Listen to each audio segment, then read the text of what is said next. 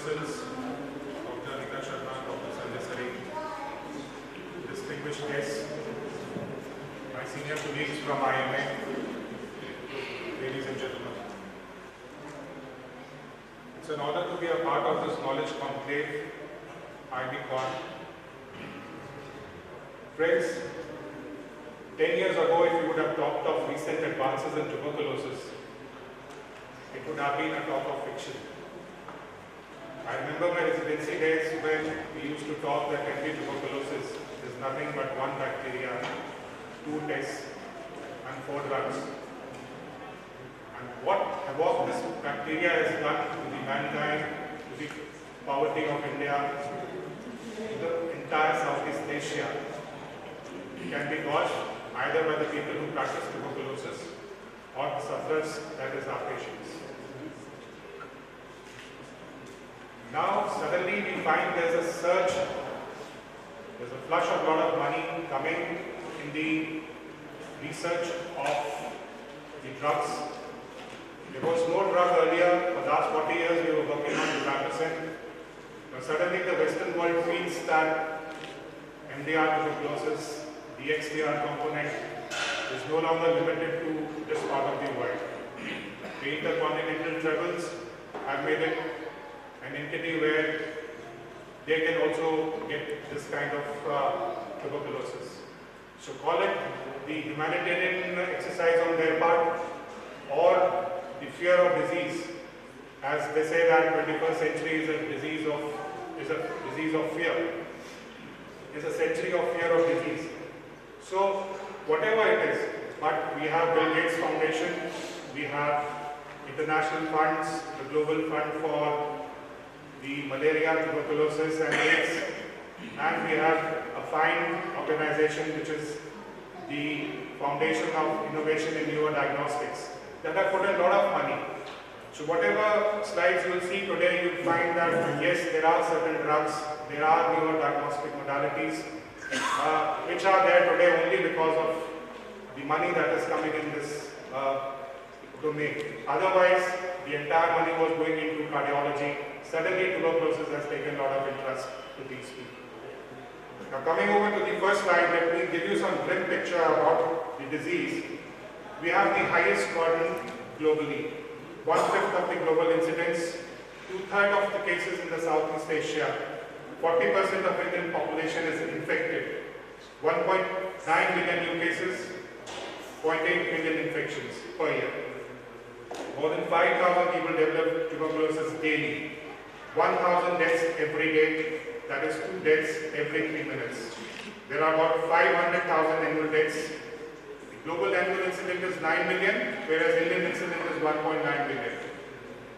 The global burden is no less 8.7 million. Out of that, 13% are HIV infected. About 490,000 are young children below 15 years. There are about 1.5 million deaths, out of which 990,000 are HIV seronegative.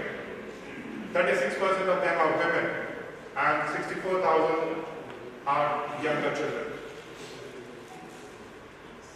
Now all these, the organizations that I talked to along with the various governments are forming road to tuberculosis elimination.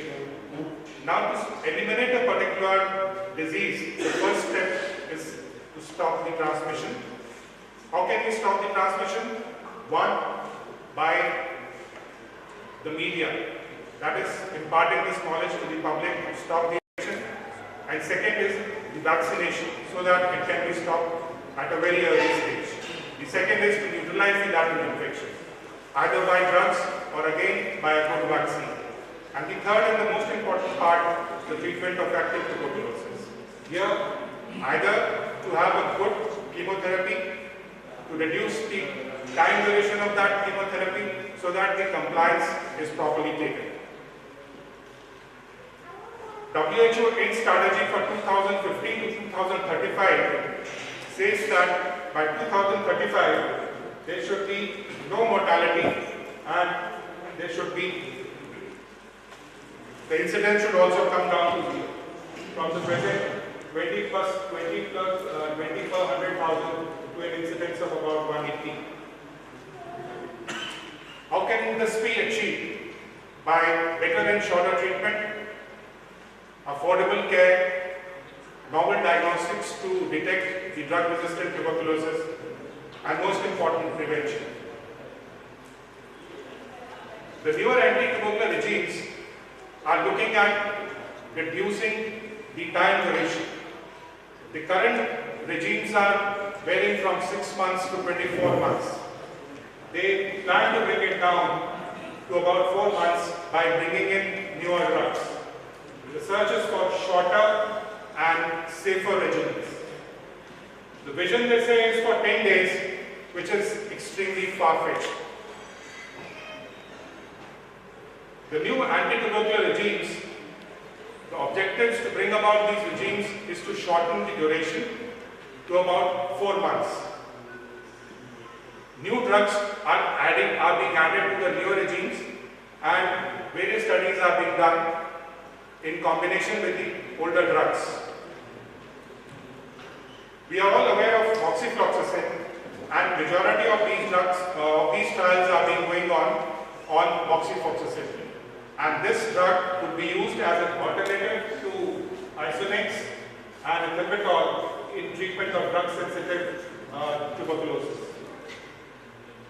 They believe that moxifloxacin-containing regimens will shorten the duration of the treatment. Multi-drug-resistant tuberculosis, and along with this, as I just said, being used as an alternative to Isoniazid and ethambutol, and to shorten the duration from 6 months to 4 months. The important trial that we are working on is a REMOX trial containing the TB regimen that will reduce, as I just said, from 6 to 4 months. It's in the phase 3 trials. There are 3 arms to this. One, they have added Isoniazid, rifampicin, pyrazinamide and moxifloxacin. In the other, it's moxifloxacin, rifampicin, pyrazinamide and ethambutol. And the third, the usual one. This trial is still ongoing, but the recruitments have stopped. There were about 1,931 participants from 9 countries. They changed ethambutol with moxifloxacin in one set of patients, and they changed Isoniazid to moxifloxacin in other set of patients. The results are not out, but what they plan to do is reduce the duration of treatment to about 4 months. The other global trial that is being done is STAND trial, which stands for Shortening Treatments by Advanced Novel Drugs. We'll talk about these drugs a little later, but just that there's a new drug in the pipeline, PA824, along with moxifloxacin and pyrazinamide. First trial to test a common regimen in drug-sensitive as well as drug-resistant tuberculosis. They are taking both the drug-sensitive and drug-resistant tuberculosis patients. If you look at the current MDR tuberculosis treatment, a patient has to take about 14,000 pills along with injections in about 6 months. And this can go up to 18 to 24 months. This particular regime, as we all know, is extremely expensive. They want to bring down to a few pills, say about 360 pills with this particular trial, PA824, moxifloxacin and pyrazinamide. These are other novel combinations that are being used. Bedaquiline, moxifloxacin, PA824 and pyrazinamide, PA824, moxifloxacin and TZA, clofazimine, bedaquiline, PA824 and pyrazinamide. Now, rifampicin has certain shortcomings in some patients. Please do not take it. Rifampicin is the war horse of our treatment for tuberculosis. And the limitations we see are in some subset of patients where it has a low and variable bioavailability. There are subtherapeutic serum rifampicin levels. Some patients have gastric intolerance and hepatic intolerance, and there are multiple drug-to-drug interactions because of the chemical nature of rifampicin. All this leads to slow response and non-adherence to treatment in some subset of patients, not in all. Now there is an Indian innovation done by the Cadila, the CSR and Jammu, where they have reduced the doses of rifampicin. They have tried to reduce the serum rifampicin levels, and by doing this, they try to bring about the normal bioavailability of rifampicin. If we see the comparison between Lizoryne and rifampicin, it's low and variable, it's high and sustained, clinical efficacy is high and this is at par. Rifampicin in some suspect patients is poor, there is nausea, vomiting, diarrhea. Risk of hepatitis is high in rifampicin, in Lizoryne it's reduced. The treatment adherence is low, it's high. Again, there's a question mark to this low, not every patient gives us this problem. The benefits of Lizoryne are that they have a better tolerability and improved patient compliance due to presence of piperine, which inhibits the P-glycoprotein and inhibits cytochrome P450 enzymes. With the result that more and more of rifampicin is available and a good viability of rifampicin is there. This leads to lower treatment failure rates and reduced relapse rates. Now we just talked about some of these drugs. There are 5 important drugs that are in pipeline, and the most important of them is bedaquiline, which is one of the very important drugs that we are going to have in about 2 or 3 years of time. It inhibits the ATP synthesis. The other drug is sutazolid. It inhibits the protein synthesis, inhibits cell wall synthesis, PA24. Then delamenid inhibits cell wall synthesis, and SQ109 inhibits the cell wall synthesis. And all these drugs have these novel mechanism of actions. These are 5 important drugs which are in pipeline, and most important of them is bedaquiline, which is in phase 3 of its trial. It's been marketed with the name of Certuro, the first new anti-tubercular drug developed in the past 40 years. It's been approved by US FDA in 2012 for MDR tuberculosis in adults, but has not yet been approved in India and European Union. The dosage of these drugs are 400 milligrams for 2 weeks and subsequently 200 milligram TID for 22 weeks. The total duration is about 6 months. Studies have shown that when they compare bedaquiline regimes with the non-bedaquiline regimes, the conversion rates were better with bedaquiline as compared to the normal one at 54 weeks and at 72 weeks. It inhibits growth of actively replicating as well as non-replicating drug-sensitive and drug-resistant tuberculosis. There is no cross-resistance with other anti-tubercular drugs. The only precautions that need to be done is that we monitor ECGs and liver function tests. It tends to increase the QT intervals. We must remember that this has to be used only as a reserve drug. There were 2.5% higher mortality as compared to the placebo. Delamenid is the another drug which has been approved by the European Union but not yet by US and India. It has sputum conversion rate of 2 months, 45% compared to the usual treatments. These are other drugs, sutazolid, potential to shorten the treatment, PA24 and SQ19, another 3 important drugs that we just talked of. Linezolid NLO, sutazolid. We are using linezolid in XDR tuberculosis today, but because of that limitation of the side effect, that is extreme peripheral neuropathies that are seen at 600 milligram doses of linezolid, it's seen they are trying to reduce along that particular side effect with this drug. And this drug also has a potential to shorten the treatment duration. These were certain important drugs that are in pipeline. None of them are being used in clinical practice as of now, but bedaquiline is there, and we hope that once we get it in market, our treatment of multi-drug resistance and extra drug resistant tuberculosis would be more efficacious. In recent times, the diagnosis of tuberculosis has seen a sea change in last 5 to 6 years.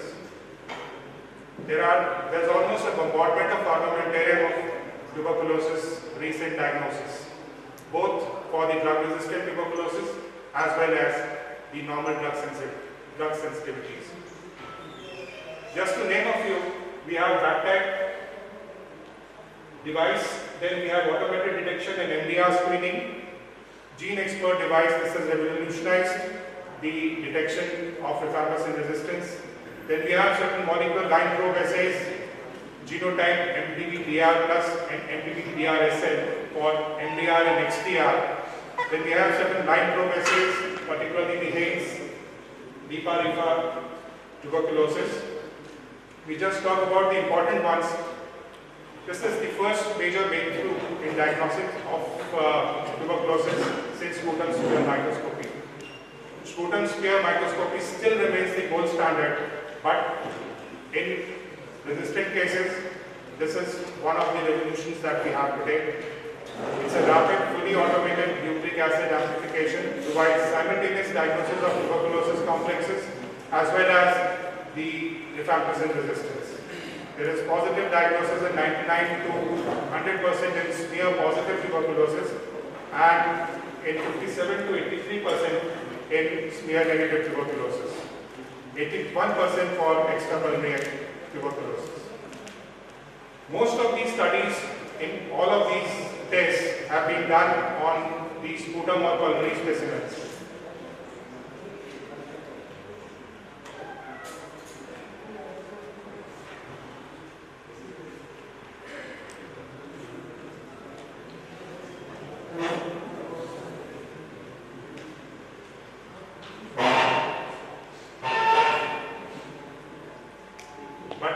The efficacy, the sensitivity and specificity in the extrapulmonary tuberculosis varies. There have been studies done in various countries. I am just taking just two studies, one in France where the lymph nodes, pleural fluid and bony tuberculosis were the samples and the sensitivity was to about 95%.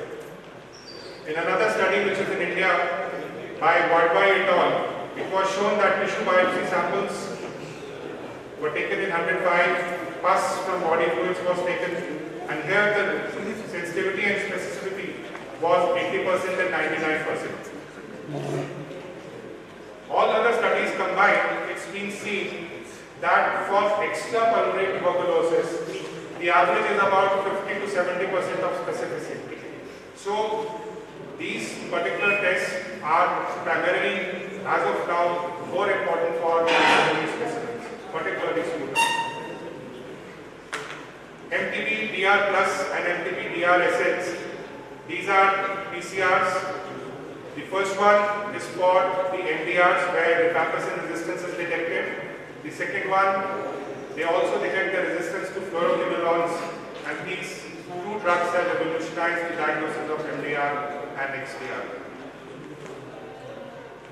This MDR plus can be performed on patient specimens as well as culture material. It detects the MTB complex along with the resistance to rifampicin and Isoniazid.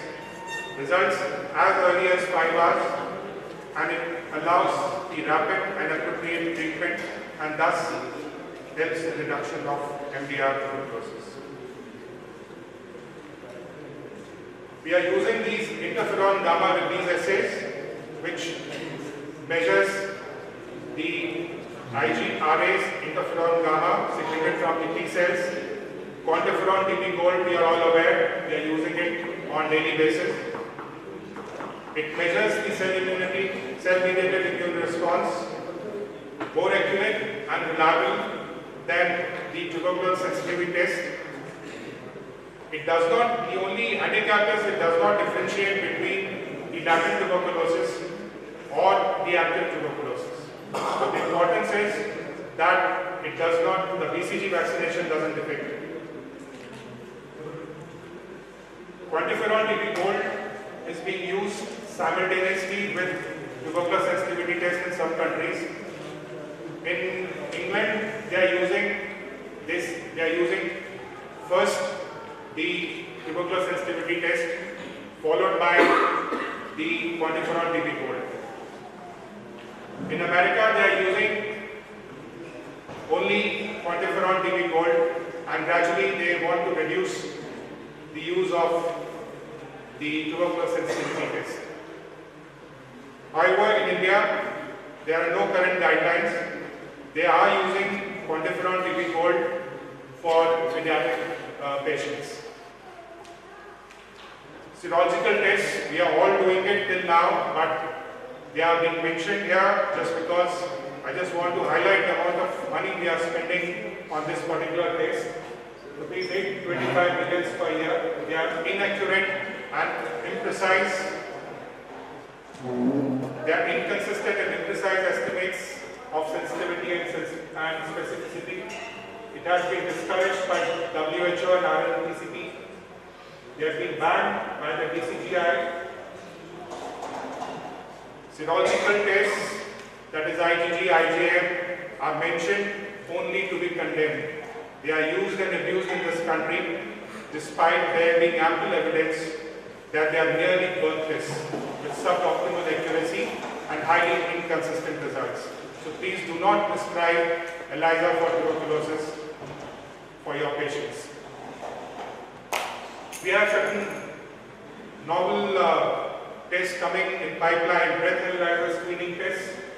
This measures the exhaled volatile organic compounds and results can come in 10 minutes, usually to screen high-risk groups. Then we have LAB, that is lipoerythropoietin detection in urine, and this is a good test in diagnosing tuberculosis in HIV co-infected patients.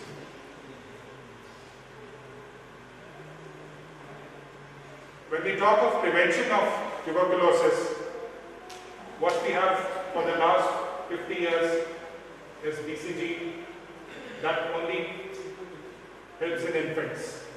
A vast majority of adolescents, adults, and other population is absolutely unprotected as far as BCG is concerned.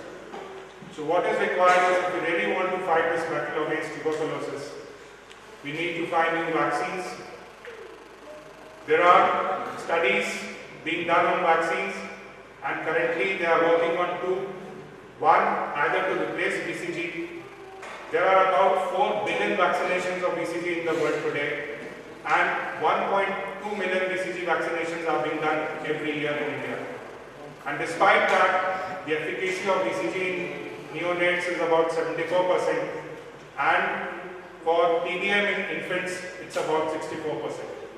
And we see that BCG over the years has not offered any benefit to the adult population. Yet, the guidelines still say that yes, if we have something better, BCG must be given to the vast majority of the Indian population. The two subset of vaccines are MVA 85 and ARES 402, and they are in advanced stages of development. And we hope that in the next 10 years, we'll have something more to be added to the present BCG vaccine. This one, ARES 402, is an important landmark which we might get in a couple of years. So friends, despite all advances, TB still remains a major. Rapid diagnosis is possible because of gene expert, MTBDR plus and MTBDRSL. Newer drugs have potential, particularly miraculin, and the treatment modalities will be shortened in a couple of years if possible because of the new drugs. But as of now, 6-month treatment still remains the gold standard. Rizurine offers an equally effective but better tolerated option to conventional rifampicin. I put a question mark there. It's for the House to decide whether this is really true. Harder the conflict, the more glorious the triumph. Thank you very much.